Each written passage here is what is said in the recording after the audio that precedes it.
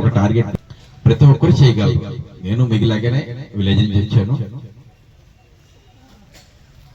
ఆ టార్గెట్ పెట్టుకున్నామంటే ఎవరిని ఒక లక్ష్యంగా చేసుకుని మన జీవితం ఎలా ఉండాలని లక్ష్యం చేసుకుని మనం ప్రయత్నం చేస్తే ఖచ్చితంగా సాధిస్తాం అన్నమాట.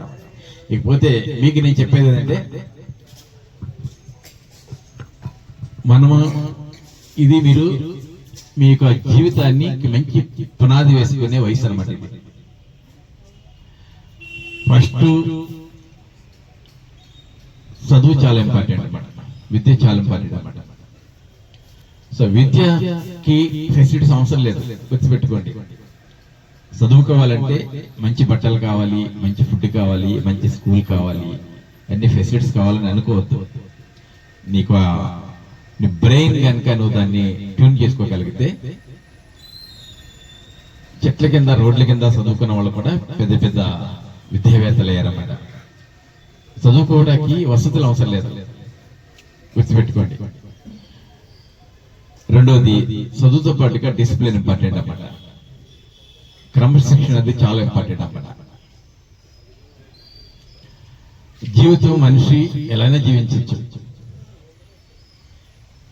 ఎంత వ్యక్తి అయినా, ఉన్నవాడైనా సరే లేని వారైనా సరే, విద్య ఉన్నా లేకపోయినా సరే ఎలానే జీవించవచ్చు. కానీ ఒక మనిషిని ఒక క్రమశిక్షణగా జీవించమనంటే మాత్రం చాలా కఠినమైన పరీక్ష పడ్డారు అతనికి. మీరు చూడండి, కావాలంటే మీరు ఇక్కడికి రాకముందు మీ లైఫ్ ఎలా ఉండేది, ఈ 5 రోజులు మీకు ఎలా ఉందో ఒకసారి ఆలోచించండి. ఇక్కడైతే ఒక క్రమశిక్షణ నేర్పుతారు అన్నమాట. టైంకి లెగాలి, వాళ్ళు చెప్పిందే చేయాలి, వాళ్ళు చెప్పిన మార్గంలో నడవాలి. ఈవెన్ మీరు టిఫిన్ చేసినా భోజనం చేసినా ఆ టైంలోనే తినాలి, అవునా?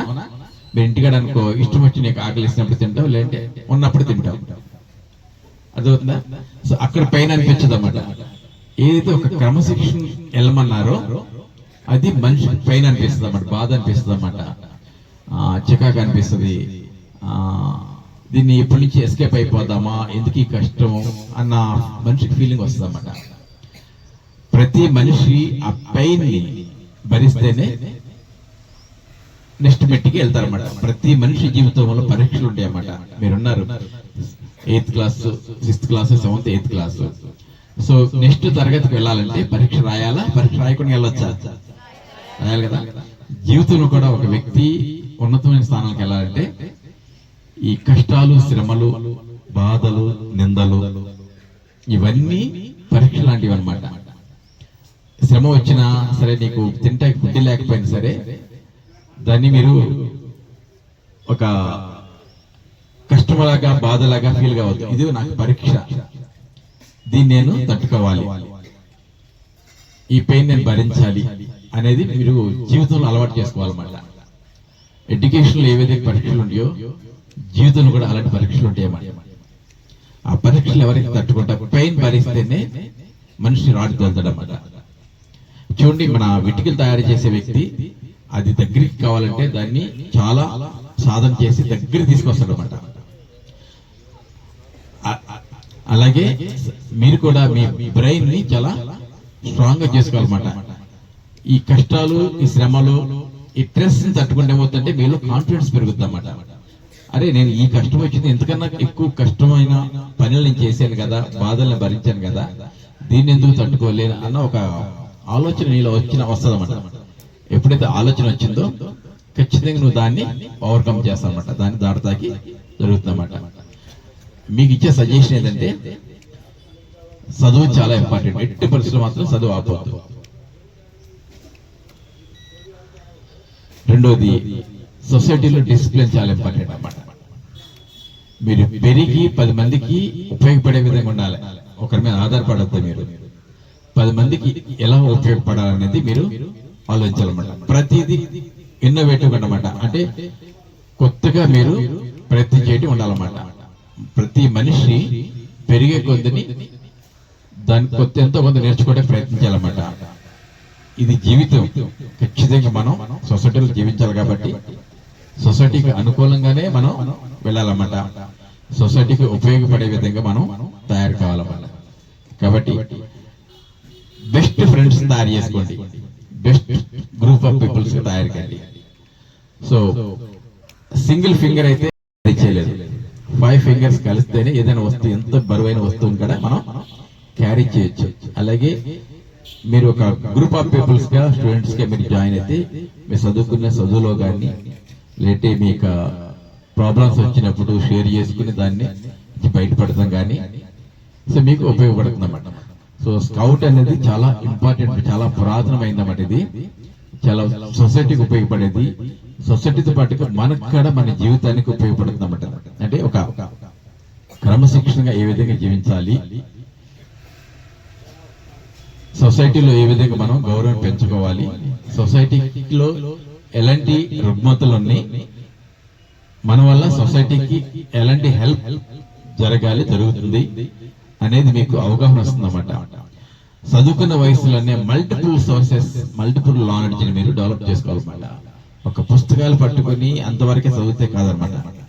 డిఫరెంట్ యాక్టివిటీస్ నేర్చుకోవాలా, డిఫరెంట్ లాంగ్వేజెస్ నేర్చుకోవాలా, డిఫరెంట్ ఐడియాస్ తో మనం మీరు ముందుకెళ్ళాలన్నమాట. ప్రతి వ్యక్తిలో చాలా శక్తి ఉంటుంది, ఎవరికి తెలియదు, మనకు తెలియదు అన్నమాట. దాన్ని మనం సాధన చేస్తేనే బయటకు వస్తుంది అన్నమాట. ఒక్కసారి మీరు గుర్తుపెట్టుకోండి, మ్యాథమెటిక్స్ లో ఒక ప్రిన్సిపల్ ఉంటుంది అన్నమాట. ఫస్ట్ టైము ప్రాబ్లం సాల్వ్ చేసిన వ్యక్తి తెలివిగలడు కాదంట. ఫస్ట్ టైం మీకు ఒక ప్రాబ్లమ్స్ ఇచ్చాడు అనుకోండి, దాన్ని ఆ మ్యాథమెటిక్స్ లో ఒక ప్రాబ్లమ్ సాల్వ్ చేసేస్తే అతను తెలివిగలడు కాదంట, ముందుకెళ్ళాడంట. కారణం ఏంటంటే అతను ఎప్పుడు ఈ సమస్యని పరిష్కరించడానికే ప్రయత్నం చేస్తాడన్నమాట. కాబట్టి ఈ ప్రాబ్లం కి ఆన్సర్ కనుక్కోవడానికి ప్రయత్నం చేస్తాడు, కానీ రిమైనింగ్ వాటికి ప్రయత్నం చేయడమాట. అలా ఈ ప్రాబ్లమ్స్ ఎన్నిసార్లు ఫెయిల్యూర్ అయితే అంత షార్ప్ గా, అంత బ్రెయిన్ పెరుగుతుందంట. కారణం ఏంటంటే నువ్వు ఒక చెట్టు ఎక్కుతున్నప్పుడు నీ స్టెప్ ఏ విధంగా ఉందో ఫస్ట్ తెలియదు అన్నమాట. నువ్వు ప్రయత్నం చేసే కొద్దిని ఎక్కడైతే సక్సెస్ అవుతున్నావో అక్కడ నీకు గ్రిప్ వస్తుంది అన్నమాట. అంటే ఈ ప్రాబ్లమ్స్ సాల్వ్ చేస్తున్నప్పుడు ఈ విధంగా చేస్తే ఫెయిల్యూర్ అవుతారు, ఈ విధంగా చేస్తే ఫెయిల్యూర్ అవుతారు. సో ఇవన్నీ దాటుకొని నువ్వు ముందుకు వచ్చావు కాబట్టి సక్సెస్ అయ్యావు అనమాట. సో మ్యాథమెటిక్స్ లో ఎన్నిసార్లు ఫెయిల్యూర్ అయితే మ్యాథమెటిక్స్ లో అంత స్ట్రాంగ్ అవుతాడు అనమాట. దిస్ ద బేసిక్ ప్రిన్సిపల్ అన్నమాట. మ్యాథమెటిక్స్ టీచర్స్ ఎవరు ఉంటే వాళ్ళు చెప్తారు మీకు. సమస్య వచ్చినప్పుడు ఫెయిల్యూర్ అయితే నేను ఇంతే కదా, ఫెయిల్యూర్ అయిపోయిన బాధపడద్దు. ఫెయిల్యూర్ లో నుంచి కొత్త ఆలోచన పుట్టుకొస్తాయి, ఫెయిల్యూర్ నుంచి కొత్త ఆలోచన పుట్టుకొస్తాయి అన్నమాట. అంటే కరెక్ట్ వేలో ఏ సమస్య వచ్చినా ఫేస్ చేయడానికి ఒక మీకు దృఢ నిశ్చయం సమకూరుస్తుందన్నమాట. మీకు పెద్ద పెద్ద శాస్త్రవేత్తలు కూడా చాలాసార్లు ఫెయిల్యూర్ అయిన వాళ్ళే. ఫెయిల్యూర్ అయితేనే దాని మీద గ్రిప్ వస్తామంట, పట్టు వస్తామంట. మీ చదువులు ఆటంకం వచ్చినా సరే, మీకు ఎలాంటి సమస్యలు వచ్చినా సరే, వాటి నుంచి మీరు లెసన్స్ నేర్చుకోవటానికే కానీ మీ జీవితంలో అవి ఆటంకాలు అయితే కావు. కాబట్టి పట్టుదలతో మీ గురువులు ఏవైతే నేర్పుతున్నారో అవి ఒక్కోటి అలవర్చుకొని జీవితంలో స్టోర్ చేసుకోవాలన్నమాట. ఒక వ్యక్తి చెప్తున్నాడంటే దీనివల్ల మంచి ఉందా చెడు ఉందా? చెడు ఉంటే ఎందువల్ల చెడు ఉంది, చెడు మనం క్యారీ చేయకూడదు, పక్కన పెట్టండి. మంచి ఉంటే ఏ విధంగా మంచి చెప్తున్నారు, ఎందుకని బెటర్ గా నేను ఎలా చేయాలి అనేది మీలో రావాలన్నమాట. కాబట్టి నా అడ్వైజ్ ఏంటంటే ఎడ్యుకేషన్ ఇటువంటి మర్చిపోవద్దు. ఎన్ని సమస్యలు వచ్చినా సరే డిసిప్లిన్ ఇంపార్టెంట్, డిసిప్లిన్ కూడా మర్చిపోవద్దు. ఈ రెండు మనిషిలో ఉంటే ఏ స్థాయికైనా మనిషి వెళ్ళొచ్చు. ఉద్యోగం చేస్తూ కూడా ఈ స్థాయిలో ఉన్న కూడా ఫస్ట్ ఉన్న రోజులు చాలా ఉన్నాయి, చాలా రోజులు ఫస్ట్ లో ఉన్నమాట. నేను లడక్, చైనా బార్డర్ వెళ్ళాను, పాకిస్తాన్ బార్డర్ వెళ్ళాను. మాక్సిమం ఇండియాలో ఒక గుజరాత్ సైడ్ తప్ప మాక్సిమం అన్ని తిరిగాను అన్నమాట. అక్కడ పరిస్థితులు వేరుంటాయి అన్నమాట. ఒక అడ్వెంచర్ గా ఎంతవరకు చేయాలో అంతవరకు చేశాను అనమాట. ఒకనొకప్పుడు ఎవరెస్ట్ కాడ ఎక్కడానికి ప్రయత్నం చేశాను అనమాట. ఆల్రెడీ పర్మిషన్ కూడా వచ్చిందన్నమాట. కాకపోతే ఉద్యోగ రీత్యా అప్పుడు పరిస్థితులు మా అనుకూలం లేవు. ఇప్పుడు వచ్చినాయి ఫ్రీగా, అప్పుడైతే అలౌ చేసేవాళ్ళు కాదు. సో దానివల్ల స్టాప్ అయిపోయాను. సో సొసైటీకి నా వంతు నేను ప్రయత్నం చేస్తాను. మీరు మాత్రం శుభ్రంగా చదువుకోండి, మంచి పౌరులుగా